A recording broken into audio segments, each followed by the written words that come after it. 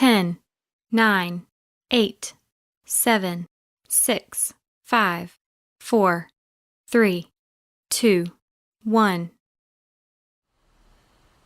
Hey everybody, it's Amanda with DevExpress. Welcome back to our Twitch live stream. I am here with Areg. Areg, how are you doing? I am doing well, and hopefully I am coming in loud and clear this time. Uh, Ooh. Fingers crossed here. Fingers I crossed. know. And if people are truly fans, they would probably notice that you have changed rooms. Oh yeah, yeah. The true fans know this. This is limited edition backstop we have. Yeah, yeah. But yeah, I am so excited to talk about our progress on what we're working on so far. So just a reprisal of kind of where we were at before, Perfect. because I think we're kind of touch and go here. Sometimes it's Don, sometimes it's Arik, sometimes it's Gregory, but just to reiterate, I have decided to just kind of store everything that I touch in this little repository live stream project on my GitHub. And actually, the place that we left off last time was this branch I added. So the basic idea was that we have a Blazor application that is going to have something to allow us to upload files, specifically PDF files, and then we're going to have a Maui application to let us sign those same PDF files.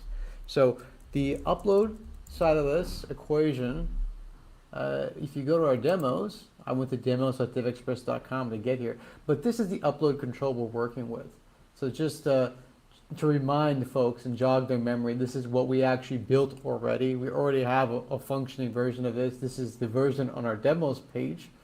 The other thing is that we have a Maui client, and that Maui client is going to be basically reading these files as we upload them to the web service. And this is the preview of that particular client. And if I actually go ahead and head into the emulator, I actually was nice enough to already get ahead and run. This is what it looks like when I load one of my standard sort of letters. And basically the idea is that I can take a crop area and, for example, decide I want to, input a signature in that crop area. So this is the crop area. And when I click this button, this is already something we implemented previously, but this is the drawing view that appears. You can do an X marks a spot to get a sense of how big the drawing area is going to be on the page. But when I sign it, the preview that we get in the image, and it takes some time, but now updated, this image is actually, it's based on a PDF file that exists in the resources of this Maui application. And what's being rendered here is a bitmap. The bitmap is generated using our document processor. So basically, to build this, I needed our DevExpress Maui, I needed our drawing scale libraries, and I needed our document processor. In other words, the Office File API. So just an FYI. So the Maui part is free, the Office File API is not free. So Office File API is either available standalone or it's available with the universal subscription. If you're curious at all about that, if you go to our main documentation and you go down to Office File API, it's all listed here. So it's described in some detail here. I'm also going to go ahead and make some changes to what we have. So I guess firstly, some changes that I think I was kind of banging my head against the wall for a good week trying to figure out what's really going on, is I wanted to kind of beef up my example in Blazor. So if I go ahead and run this is kind of very close to what I have on that repository that you can kind of see for yourself in terms of the web service side of things. So if I run this, it's going to be basically a DX upload control in Blazor. I'm going to go ahead and maybe even zoom this in a little bit if I can.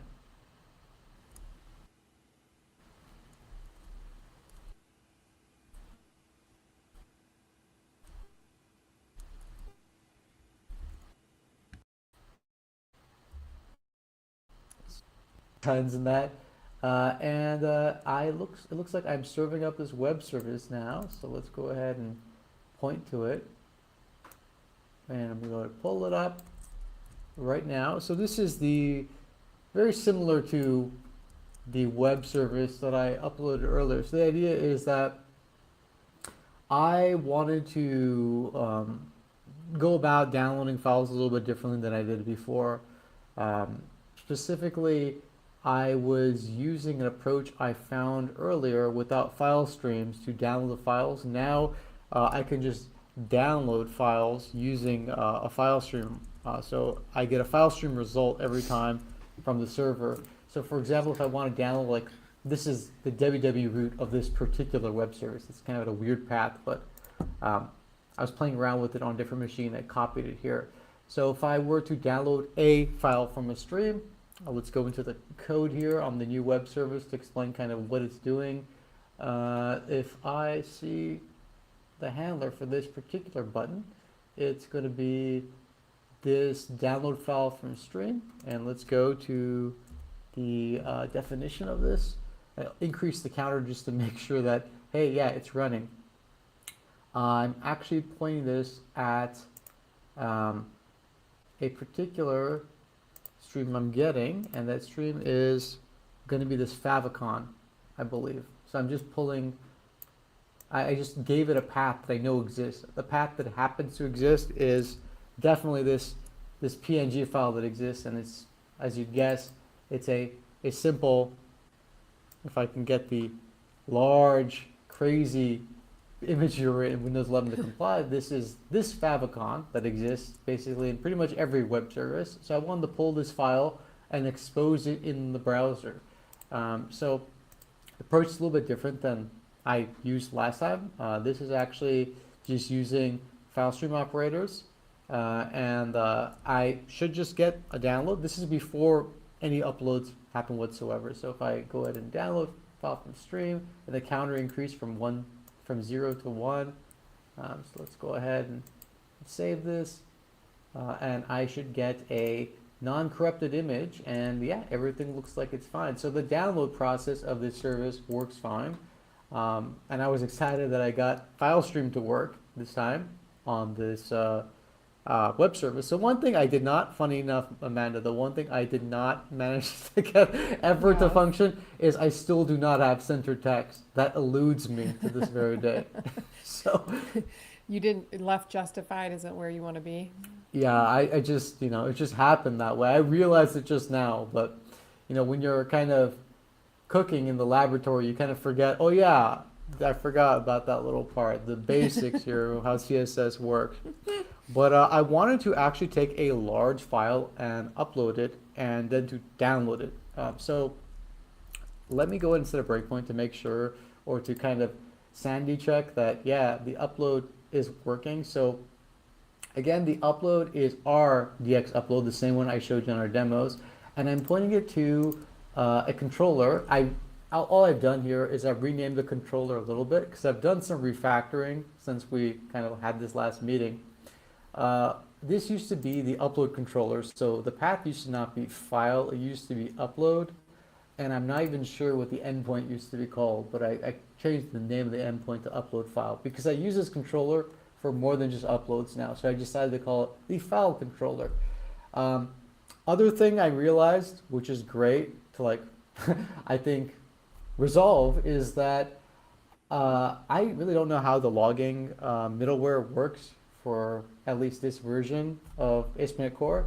So I kind of was at a log jam and trying to figure out what was going on for so long. And I figured out, because I started using curl and I was basically sending GET requests and POST requests to this service, I was able to get like a full stack trace of what was missing. And my problems many times, and I'm guessing many of you at home are going to have similar problems if you have them, is that if everything looks fine, usually what's wrong is the ASP.NET Core middleware.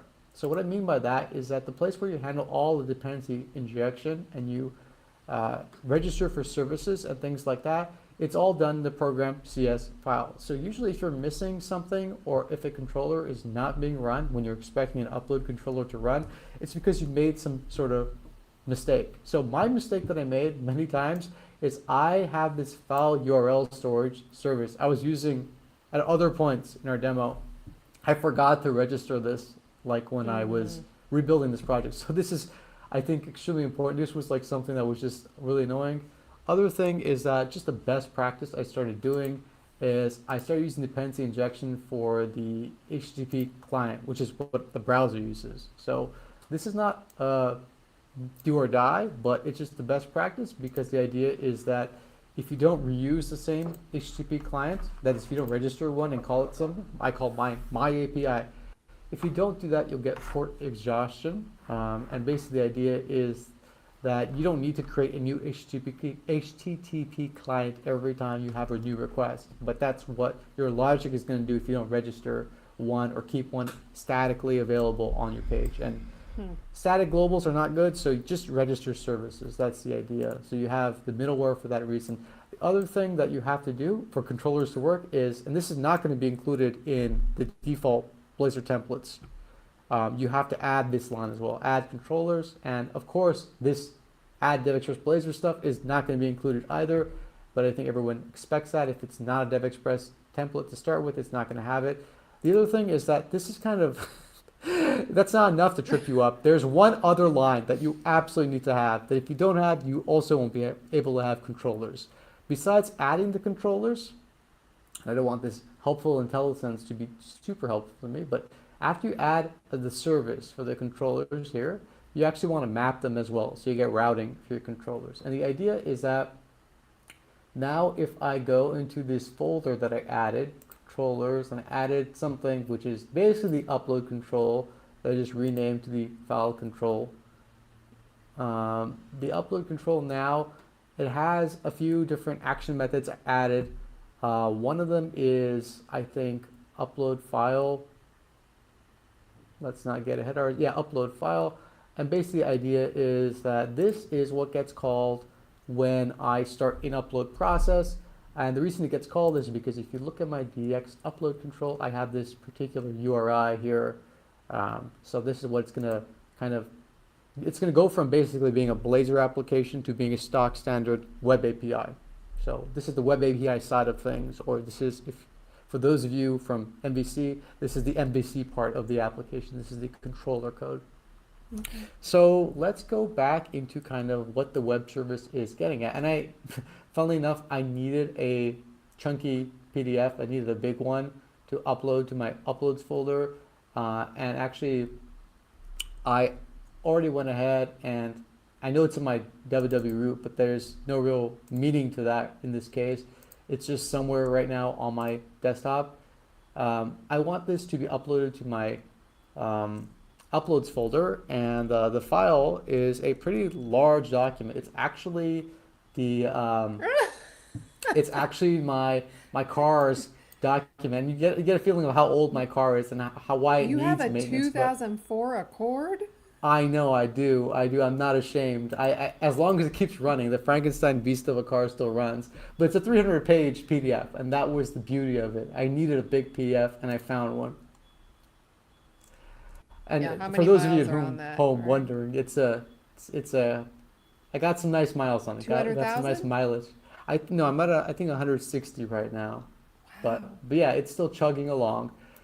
So if I go ahead and select this particular file and upload, it's going to take a bit of time to upload it. Besides that, it's going to hit my breakpoint at 2. So it's going to hit my breakpoint at the very beginning. So it's basically letting me know, hey, the breakpoint hopefully was supposed to get hit. Oh, I think it's because I'm not even I ran this in .NET Watch. So if I stop this run and I actually do debug, so if I press F5 here to start one of my debuggers, I think the default debugger I have here is fine. Sometimes I get confused what I have in VS Code versus Visual Studio, but this is VS Code, but it's the same process in Visual Studio. And now I should be able to hit breakpoints because I have my debugger attached. And I should also, while I'm at it, refresh this page, because there we go. So I want to go ahead and hit that breakpoint and show you kind of the glory of uploading a 300-page PDF file in the upload control. And yeah, I hit my breakpoint. Great. So basically what this is doing is really no different than what I already have implemented before. This is actually using the file URL storage service, which I'm actually kind of going to step over during this session because it's great to have it, but I mean, I really want to work with GUIDs. I just want to like exist and kind of pull things, and I know they're on the file system. I don't need GUIDs. So I'm just going to continue and go back to the browser as quickly as possible to show the, well, I think I kind of, I think I waited a while, so the chunks are kind of hitting this one by one. Let me not set that breakpoint because the chunking I think is causing multiple breakpoints to be hit. Let's just go ahead and rerun this and kind of show you the process that it's actually pretty speedy when it comes to uploading. So it's going to speedily upload this file. So let's go ahead. Okay. So let's upload this particular file yet again. And there we go. So this is all 300 pages of this file uploaded.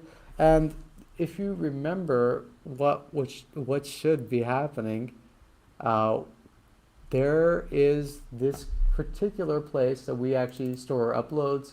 This is just some earlier tries I made, but the idea is that basically these temp files are the chunks. They get combined, and the upload control handles the chunking.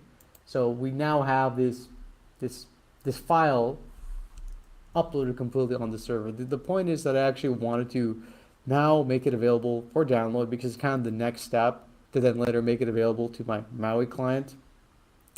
And that itself is going to basically use a few other endpoints as well. So if I go and hopefully I show you here, but there's a few different things I wanted to get at. So basically I have a place where it's in my uploads folder.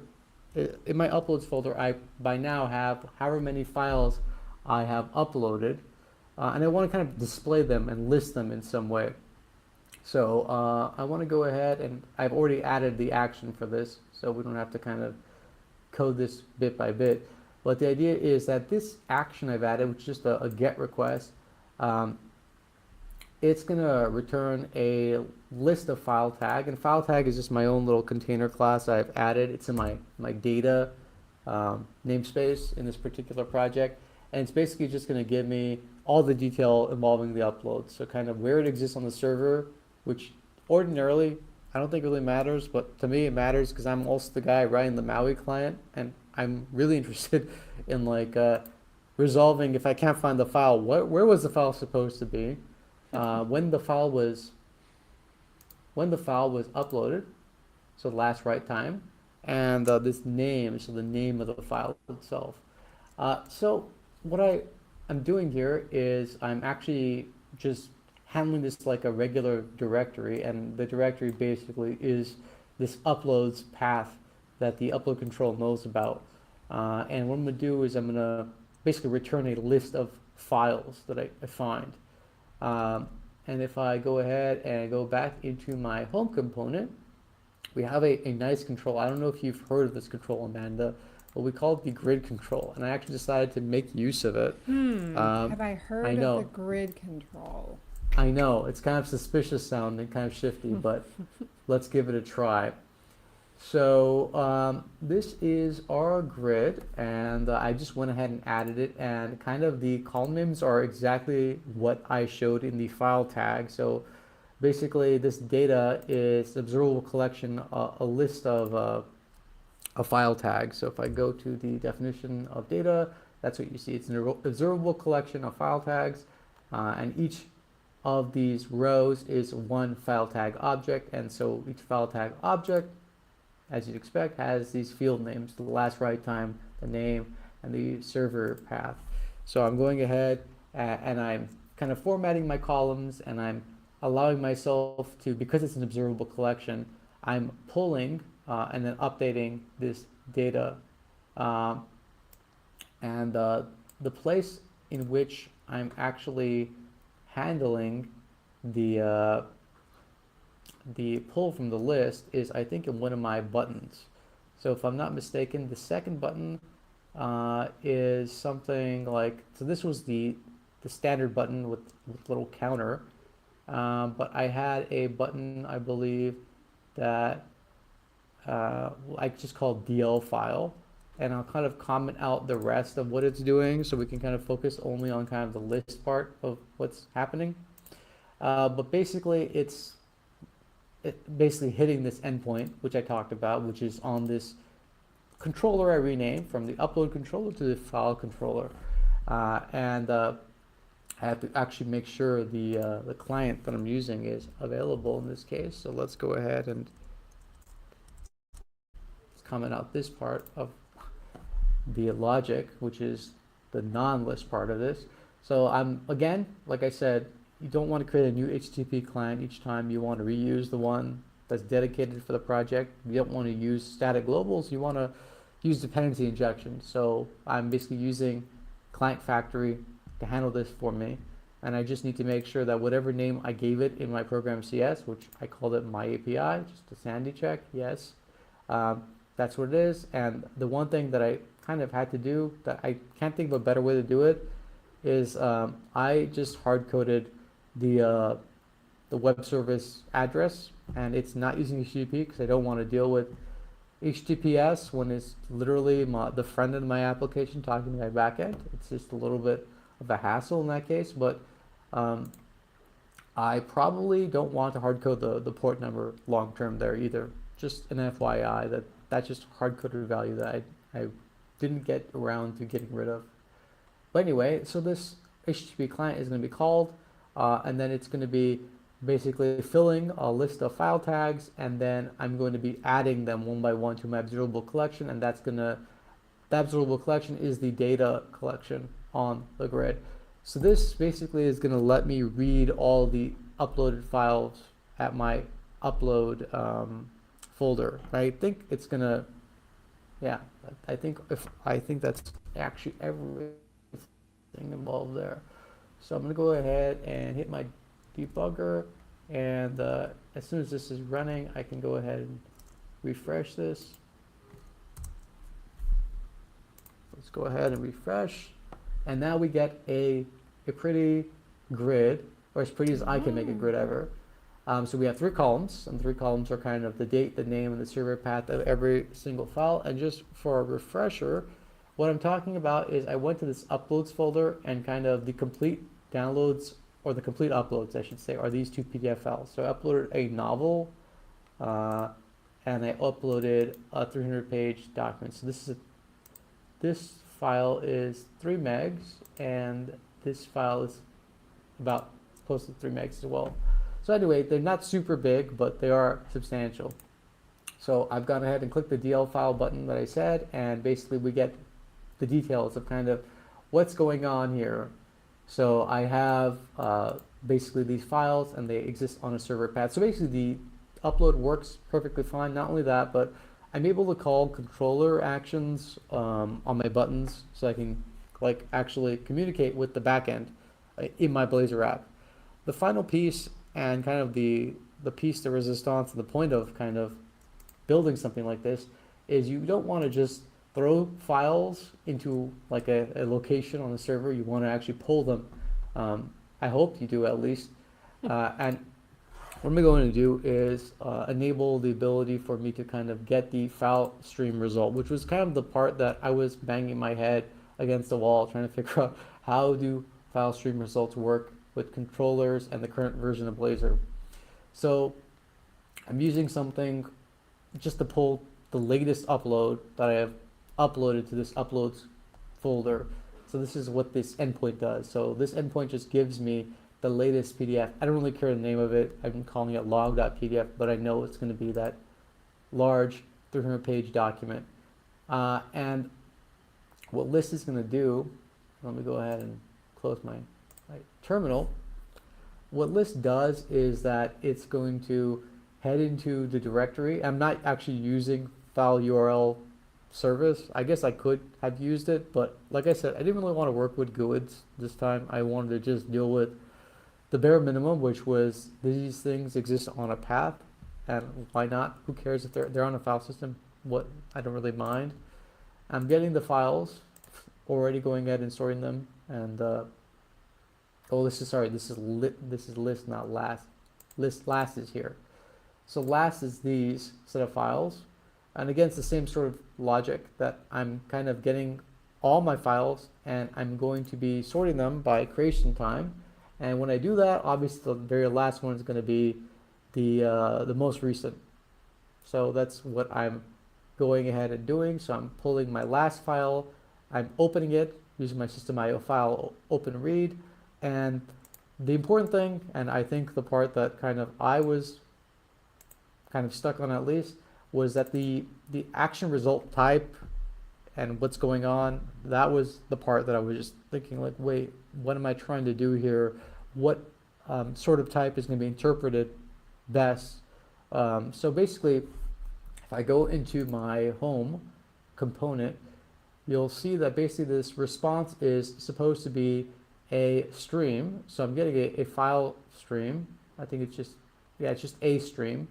But the stream is going to be fed in to this .NET stream reference type. And I'm basically expecting a stream. So basically, now in hindsight, it seems obvious. Well, yeah, my action result type is going to be a file stream result. But I actually had to kind of wrestle around to think of what this would be. But the answer is, yeah, file stream result works perfectly.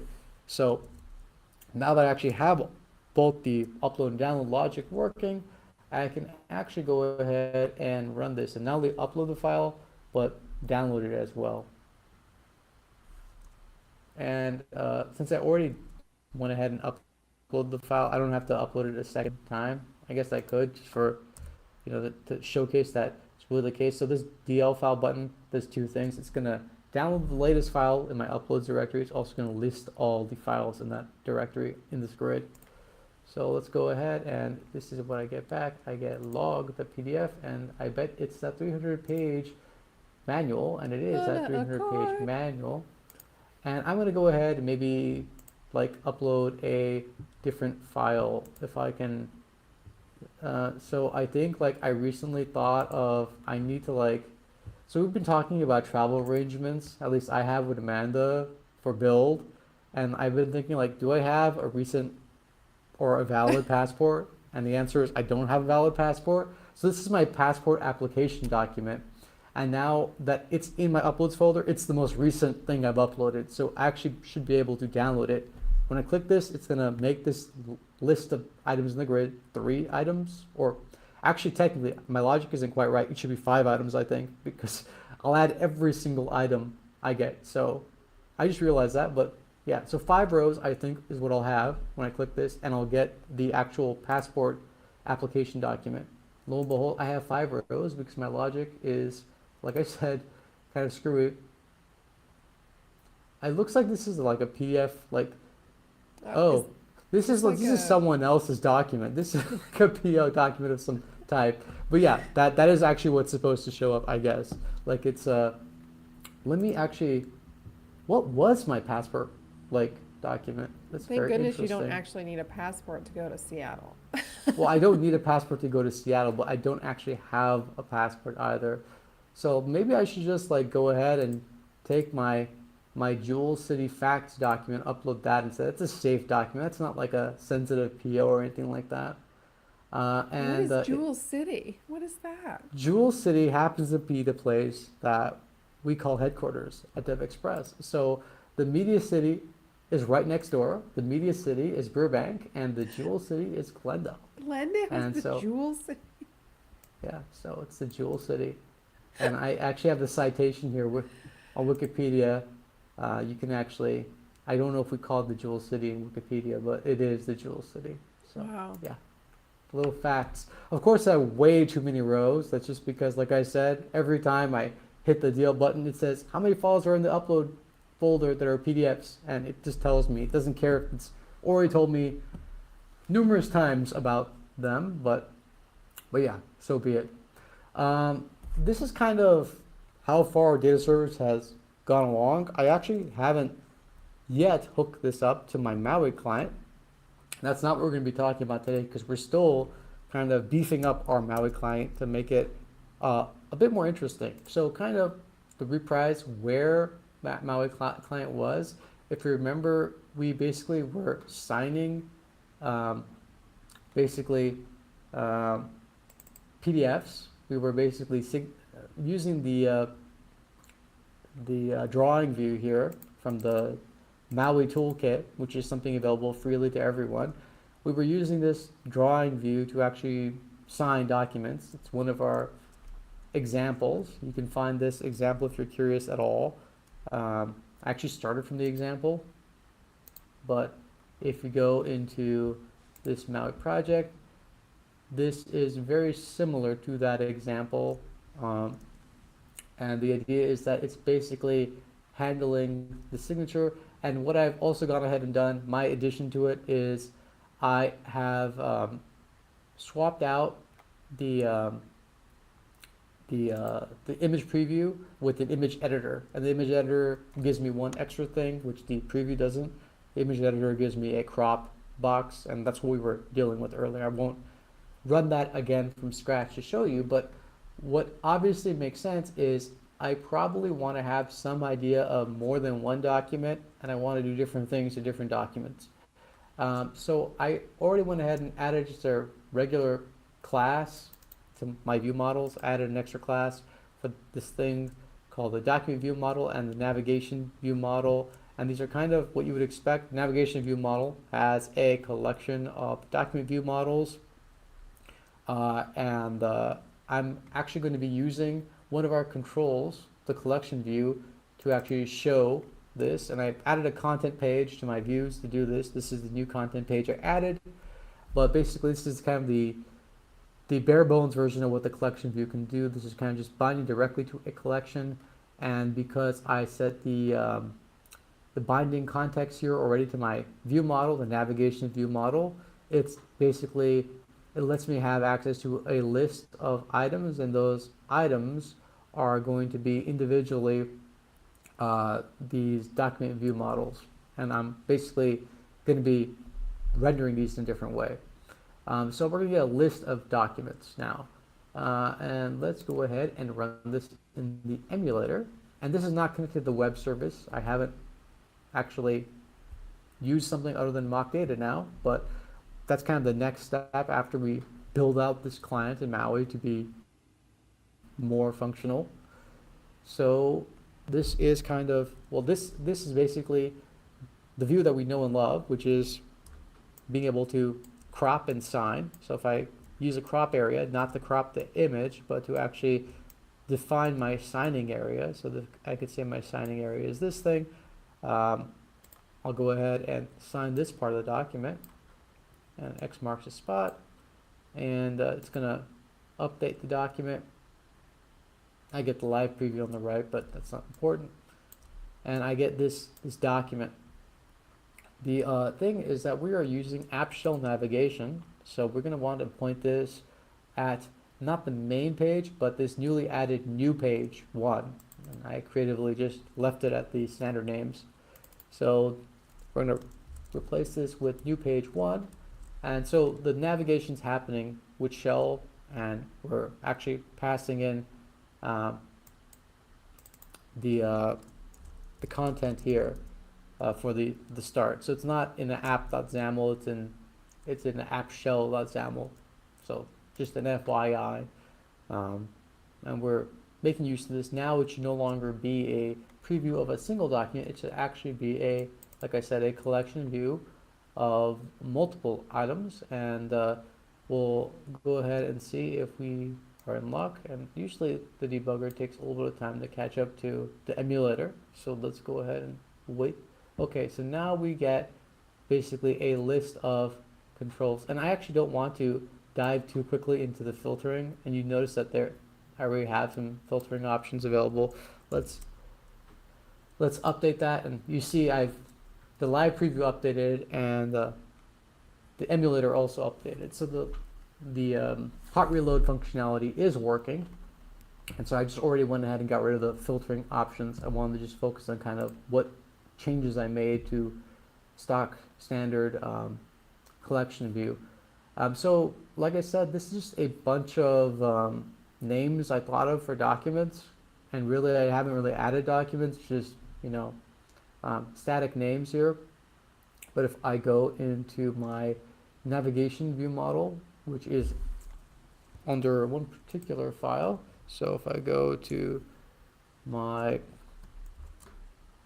Solution Explorer and I go to my view model for this, in my constructor, I initialize all these data and I gave it some sign status. And this is kind of the thing that kind of is going to be dictating what my Maui app is supposed to do. So depending on what the sign status is of these documents, I want to handle them differently. So either they're up for signature, that is, I requested a signature, or the client has decided they're not signing, or the client has already signed the document. So based on that, there's going to be different kind of behavior and navigation that we're going to see. And this is obviously every document view model knows about its sign status.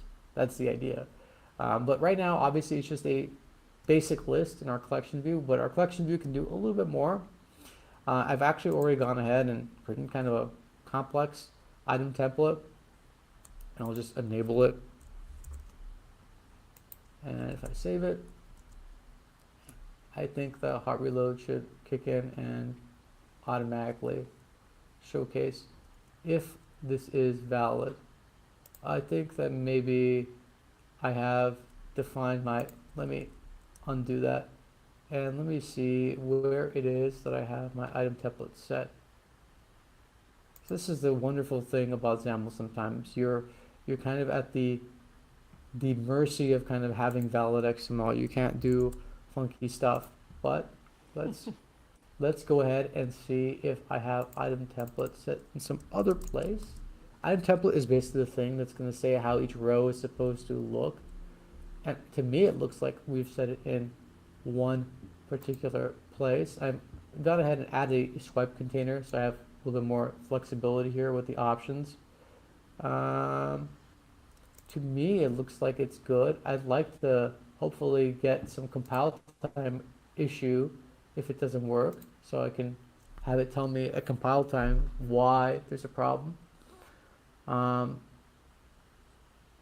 It looks like I've probably gotten rid of some sort of call to add, so let's go ahead and what's the problem? It says no add method on our swipe container view.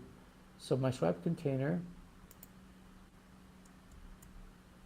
I think I can actually go ahead and avoid having this load as well. So let's maybe step through this one bit at a time.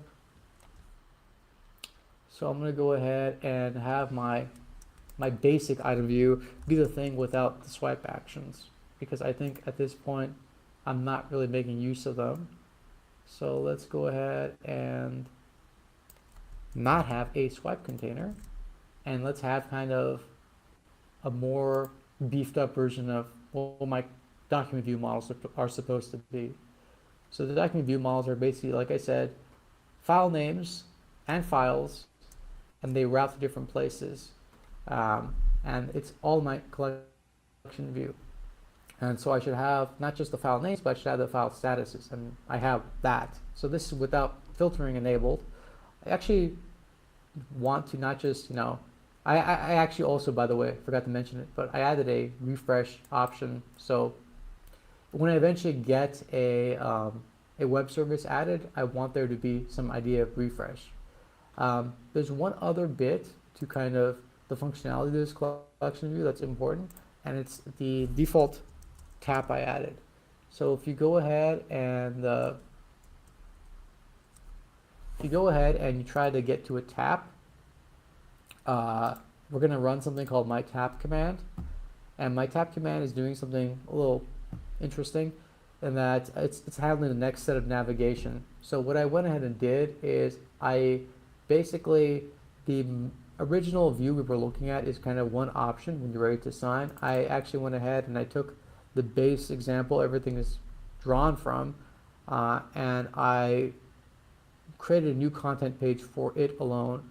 And all it is instead of a DX edit control, it's a DX image control with that bitmap of the PDF preview. It's the same view model as the other one. This one you're not going to be able to sign. You're just going to be able to look at the PDF, but the other one you can sign. The idea is that in some cases we don't want to sign, and that depends on the signed status. So if it's already signed or if we decline to sign, we don't want to enable that. And to kind of make that clear, I'll enable filtering. So I'm adding something called our filter chip control, which is going to let me have an ability to kind of filter the sign status on my collection. And the tap command, as I said, all it's doing is just handling basically the navigation. So I wrapped a handler in this command and I'm passing it in, and all it's doing is it's creating an instance of the correct content page, and it's basically using that as my navigation, as my active page. So these are my pending and non-pending documents, and let me open the emulator. Let me open the emulator. Here we go. This is the emulator version, so this is actually the live app. If I were to go and click this chip, it's going to filter and show me only the pending items. The difference between the pending items and the non-pending is if I get the original content page or if I get the new content page. So the new content page doesn't allow signing. It's just going to be basically the ability to see the document. And this is what we're looking at. We're just looking at the document. We're not actually signing it. And I think that we get, like, it has panning enabled, so I can pan and zoom. It's a DX image control. The other control, or the other content page, is basically the DX image, the image edit control that we were kind of playing around with the crop.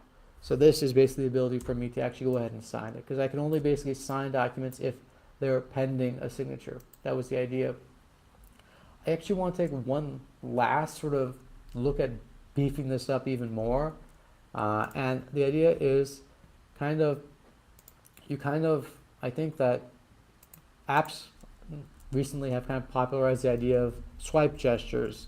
So we have the ability to kind of handle additional gestures by swiping within rows. And it's kind of, you don't want to get too carried away with objects that are too big and swiping those or enabling swipe on those, because it kind of can interfere with the navigation sort of guidelines in things like iOS. But I think that if it's a small enough item, I think it's clear that it's not going to be easily confused with a swipe in the operating system on the mobile device. So I'm not really sure if it likes that particular swipe container. So let me go ahead and see if I can build it. And I think that it last time said that there was something wrong with my add method. And we'll take a look at it together and figure out what's going on. So I added a few commands, and specifically I added this creatively named tap command to basically handle what I'm going to be doing if basically you click on one of these revealed actions. So I'm enabling you to set the sign status to something else. If you click on, I think, like the dispose option or the delete option, and it's red, so you would expect it means delete task or something like that. And is it still building? That's an interesting question. It looks like it's not complaining about anything. So maybe we'll get runtime errors. Let's find out. But no add method defined on this swipe container item view. Let's see. Swipe container item view. Let's go ahead and define maybe, I think part of this is that I have these actions and I'm not really using them. So I'm only really handling one action. I'm only handling the action where I want to kind of decline to sign. The other ones don't really make sense. And the items, those are still displayed in the same sort of manner. So they're still kind of the same sort of rows. What's different is that there's now this new option to kind of set the decline status. I think that was what the problem was, that it was kind of like expecting that there's some sort of positive action that it can take. And if not, I can go ahead and go into my swipe container and take a look at what's going on. So let's see what our ad is. I'm curious if this, one moment here, let's take a look. Okay, and it's my error list, my item view, no ad method. Okay, that's just kind of what I was expecting. And why is it that it's not happy with my swipe container view? Well, I should also mention one other thing I did is I added some items to my default styles. So that's kind of also why my collection view looks the way it does, in that I added something called card style. Card style is just basically making things gray. So in case you're wondering why the guy who can't center CSS is able to make a collection view that doesn't look terrible, that's because I have, apparently I inherit style from other people. That's kind of why. So Wow. it's not like I have style myself where I know what a background color is. So just an FYI, the only thing I actually had to think about at all was the margins. I had to actually myself think about why are the margins so good, and this was the override on top of our styles for setting the margins, and I made sure that was right. But if this doesn't enable an add method, and I'll go check my view model as well while I'm at it, because I haven't looked at the view model for this object in a while. I should also, and in any case, I should take a look at this because I think I had a fairly extensive view model and I kind of pared it down very quickly at the very end. If it doesn't want to function, it's, I think, not the end of the world. I, in any case, have another bit to show. Kind of the promise of Maui was that we build once in Maui, and then we get an application that exists in iOS and also in Android. So kind of the big question mark is whether or not we're going to actually get that application in iOS. And if I'm going to go ahead and do that, I might as well also resolve this one problem that's going to be the case in both places. So let's go ahead, and I'm going to go ahead and just handle this and put this in the code behind. It's not in my view model, but I don't care because I don't really actually care if something like this exists or not. And I'll look at the other add-in method. And like I said, these get generated in the code behind in this object, in this content page. So they're not in the view model, but again, don't really care because it's not something I'm looking to do. I'm not adding anything. I'm actually going to go ahead and disable certain things or make them not available for signing. And if that doesn't do it, I'll just get rid of my swipe container. No, of course, this has to be valid XML as well. Let's not forget that. And let's go ahead and run this now. And there's actually a few different options in the name initialize component, the add method. Oh, I think that the reason is that I have a very good reason to suspect that probably I'm calling an add without. So it's not that one's missing, it's that I'm calling one. So if it's not here, it's going to be in my view model if I'm not mistaken. And it looks like it's in my, it's reported as being in my XAML front end.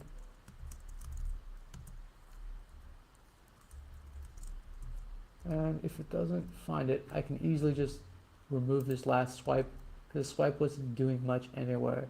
But the document view model, and let's also see if we have an add here. Well, these are again my list, so yeah, there's an add method there. I'm going to go ahead and, for the sake of my,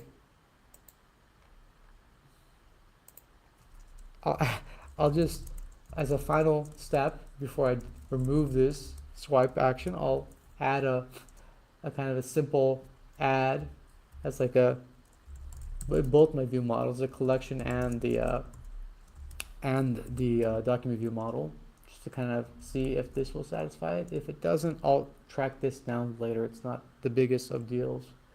I think what it was is that I, when I uncommented something, I missed some lines, hard to find. It's okay. What we'll go ahead and do is we will go ahead and not worry about this being a swipe container, because in any case we still have filtering. And I'm going to go ahead and remove all mention of kind of this being a swipeable container. So the rows are not going to be swipeable, they're going to have filtering enabled. So let's go ahead and do that. Swipe containers here. So now it should yet again be functioning items, and this is my border, this is my data template. And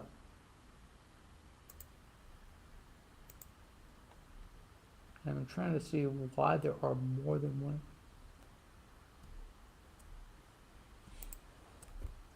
You know, I think probably I commented out some code earlier. That's fine. I think these are the rows that I'm looking at. So while I'm at it, I'm also going to go ahead and, well, first let's run it once functional in the emulator we already have, which is the Android emulator. And to kind of prove that we still get a functioning iOS app for free, we'll run this one more time. So this is the iOS app, and it has all the navigation and the collection view. One thing it doesn't have is the swipe container, which I kind of was expecting to have, but I have the filtering, so I can look at pending actions, and my pending action is always, I need to sign a document. So I'm going to click on one of these and get the ability to go in and like sign. So I can sign any area of my crop. So this is kind of my crop area that I'm signing. And I get this, which is my crop area. And then meanwhile, if I go back and I don't look at pending tasks, I get kind of the option to actually look at letters and things I've uploaded. Now, like I said, I want to prove that kind of you get a free iOS app. And we are on Windows, as you probably noticed. If I go ahead and the first step is always you pair to a Mac, and I have a Mac on the same network here. Once you find out the IP address of your Mac based on your DNS settings, you basically pair to it. You have to be on the same local network.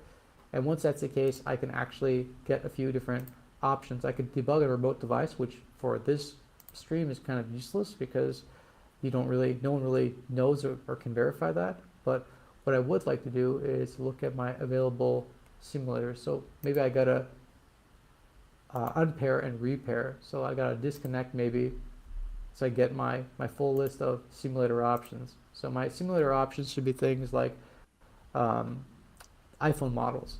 So I should be able to decide if I want to simulate an iPad or an iPhone 15 or iPhone 15 Plus or a Pro.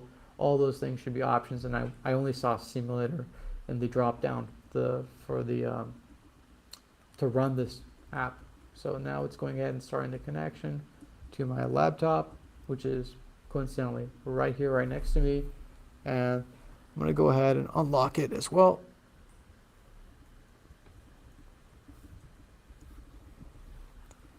So I've gone ahead and unlocked it, and sometimes I've got to restart the pairing when that happens. So let's go ahead and restart the connection if necessary.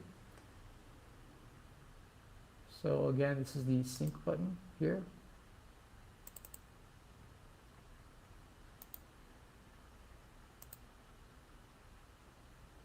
And I also want to make sure that I wasn't assigned like a new IP address in the meantime, because that might be a problem as well, because this did function at some point, but you know, sometimes you have to deal with having a new IP address.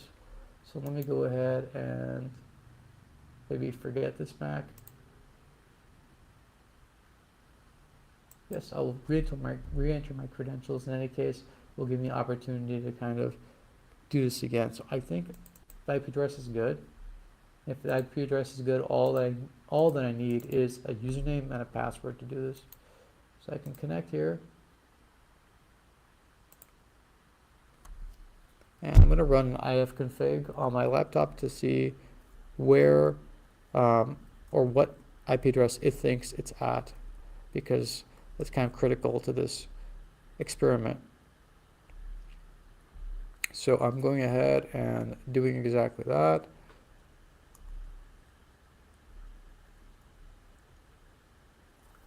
Okay, so it's actually this 172.227.28, I think.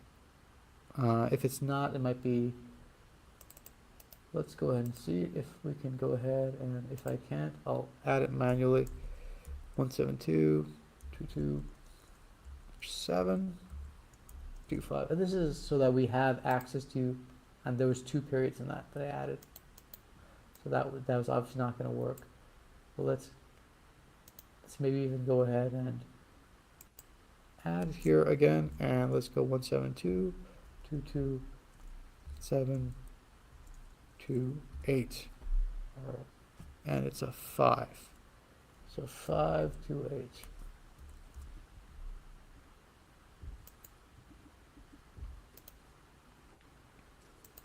And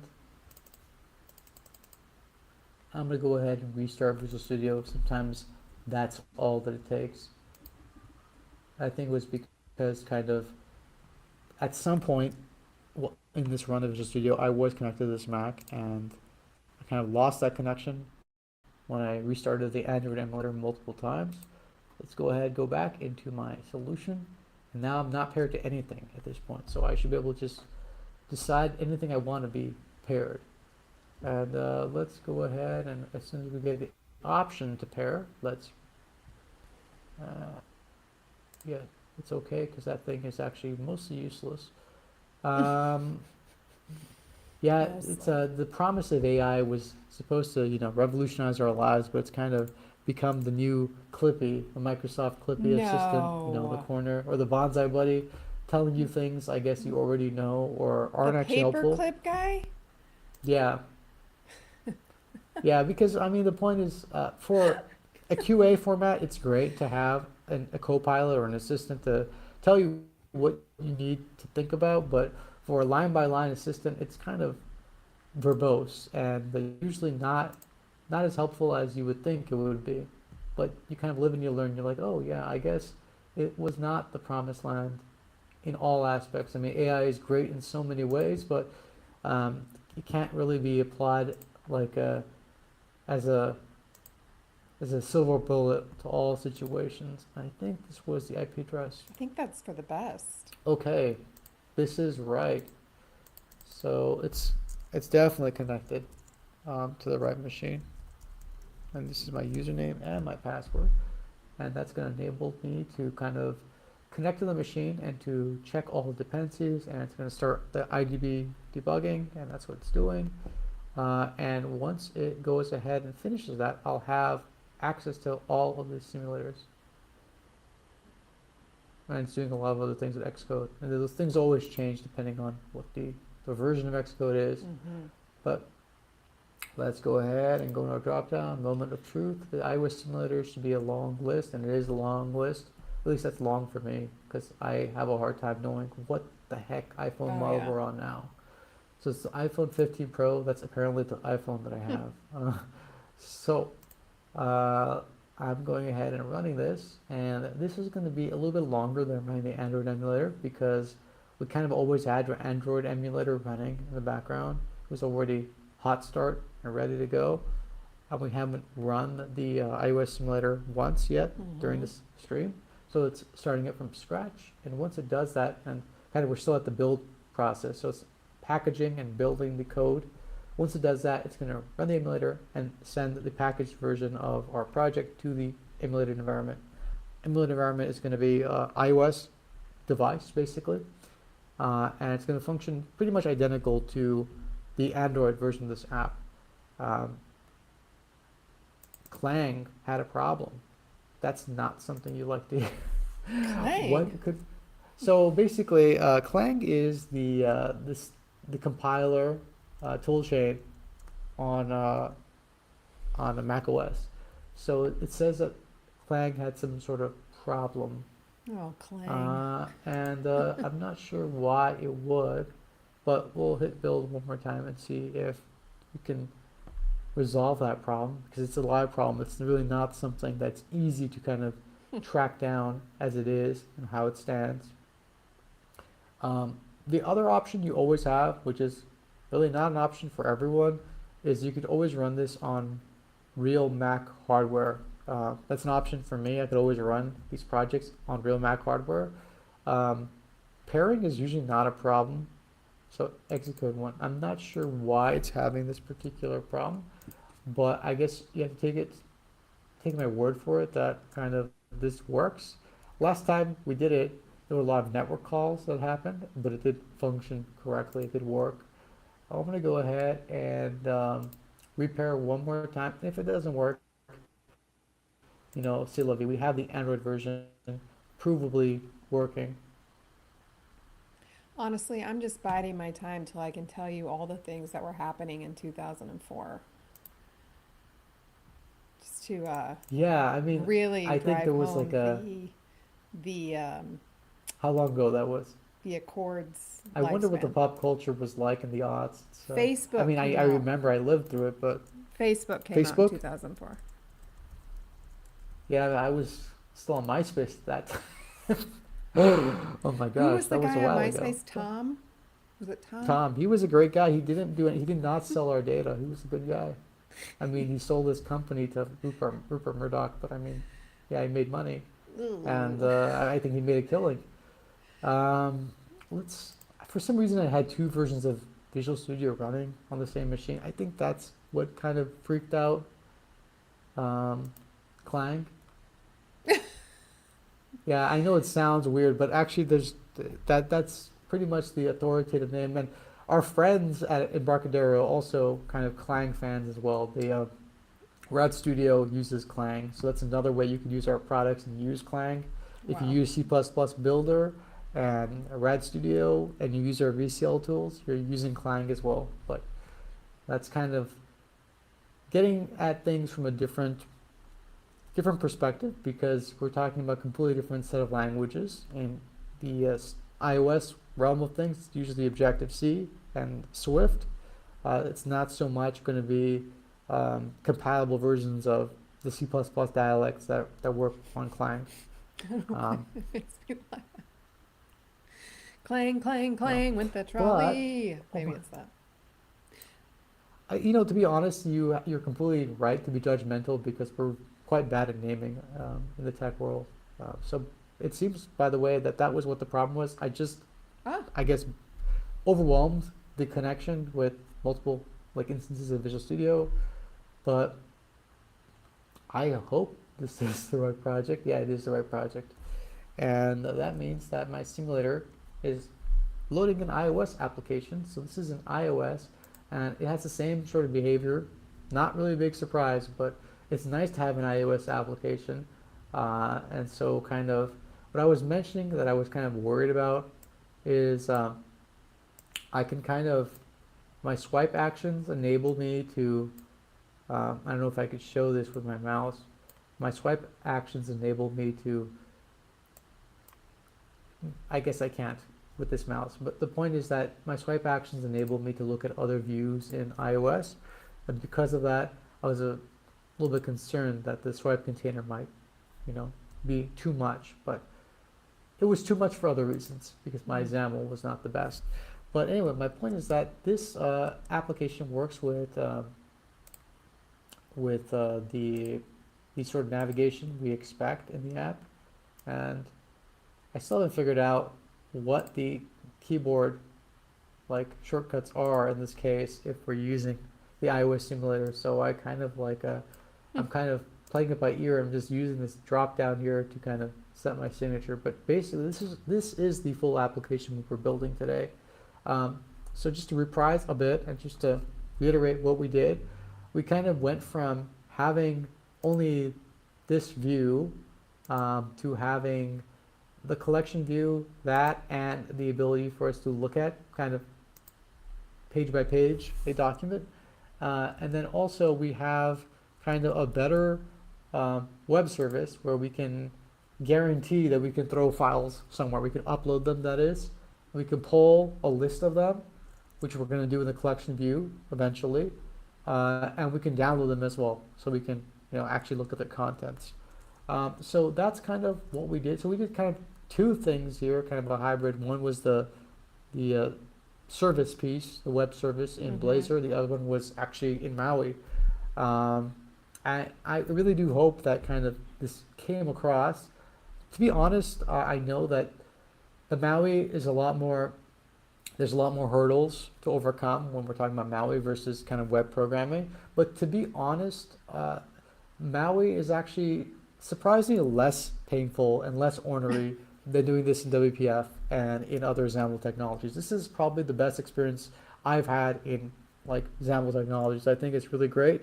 I think what's awesome is that the one thing I personally really thought was great is that there are behaviors on most about everything, which is that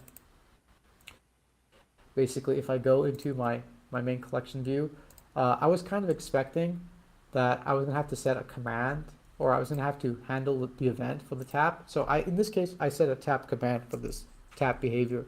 I was expecting that I was going to get some sort of tap event like this, and I was going to be handling it in my view model, which is an MVVM. And so basically, I was it was not that bad to even handle it that way. I didn't have to because we have a command we built in for taps, so you don't have to do it. But the way you would do it if you didn't have that command, for whatever reason, is you would just go to the collection view and you would add it in its behaviors. There is, in this MVVM toolkit I was talking about, there is this event to command idea. Event to command. Well, I have to spell everything correctly. I think I misspelled something. But the point is that if I were to spell this correctly, I get an event to command behavior I can set. And if I can't set it here, or if I can't show it here, I will show you, I think, elsewhere in my my project where I used event to command with the same toolkit. Here on my main page. So this is the same idea. In my behaviors, I set this event to command behavior. Maybe I have to call it the full name. Event to command behavior. That's what I needed. Maybe. Well, it knows the name. And I need the right namespace too. That was the typo. So XML namespaces are unfortunately one thing in XAML which are still a pain, but I have this cool toolkit which allows me to convert events. So I can take an event called the tap event, let's say, and I can give it a command. So I give it a command, so like my tap command. And of course I would be binding the tap command from my view model. So it would be a binding. It wouldn't be just straight static code. But my point is that kind of this is a worst case scenario. I didn't actually have to do this, but it was actually very straightforward, surprisingly, to get around the fact that I want the command version and not the code behind version. So I thought it was, in terms of historically comparing this against other XAML frameworks, I think this is great. This is a big step forward.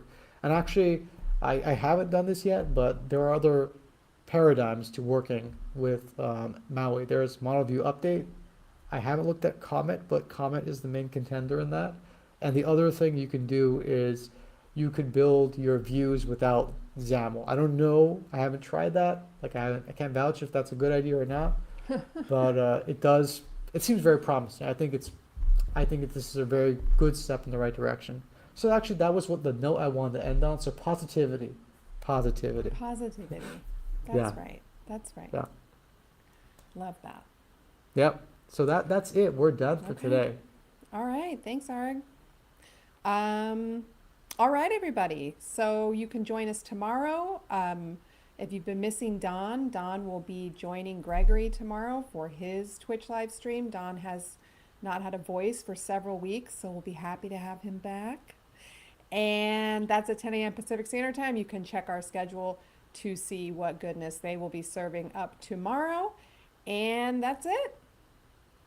Thanks, everybody, for joining us. See you next time. Bye.